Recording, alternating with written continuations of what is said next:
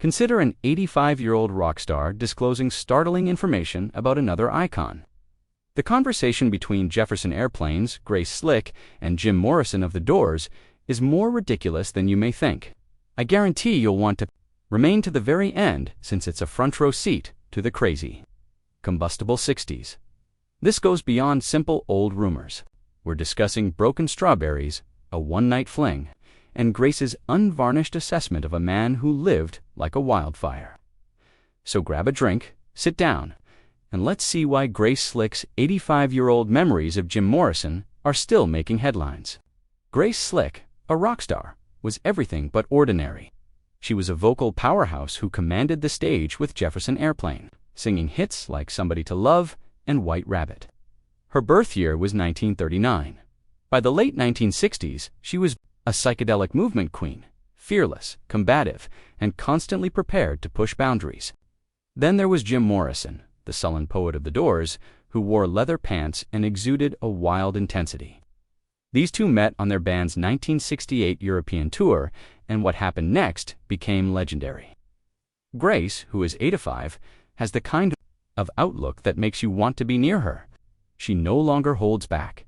It all happened in a hotel room in Amsterdam. Consider this.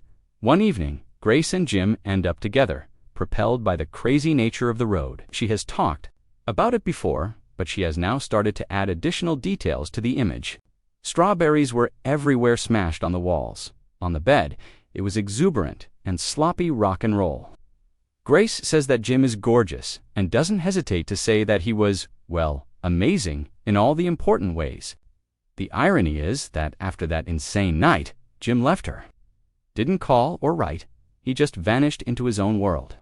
You can see that it has lingered with Grace, even though she now laughs it off and says that she must have been awful in bed.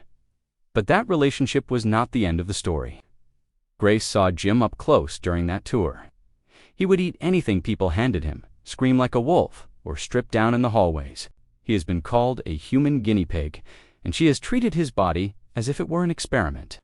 The fact that he burned out in Paris in 1971 at the age of 27 doesn't surprise her. Looking back at him at 85 with a mix of awe and pity, she told The Guardian that he was like a floating piece of art, beautiful but doomed. I saw the real him, and it was something else, is how Grace puts it. It's not an attempt to make fun of Jim. That's why her exposing him is so interesting. It's not a scandal, but rather the revelation of a memory. So why is she talking now? By nature, Grace is a straight shooter. Indeed, she is the type of outlaw who tried adding LSD to Nixon's tea once. Her wild side still exists, even though she has now traded in the microphone for paintbrushes. At the age of 85, she is reflecting on a life that defied convention, and Jim is a major character in that narrative. Their brief night together sheds light on the 1960s, a time when rock stars lived fast and didn't think about the past. Grace is presenting a piece of history that still feels relevant now, rather than digging. The fact that Grace is still shining brightly while Jim's flame went out so fast is also disheartening. What can we learn from this? Grace's story isn't simply about a hookup. It's about two spirits meeting at the height of a turbulent time.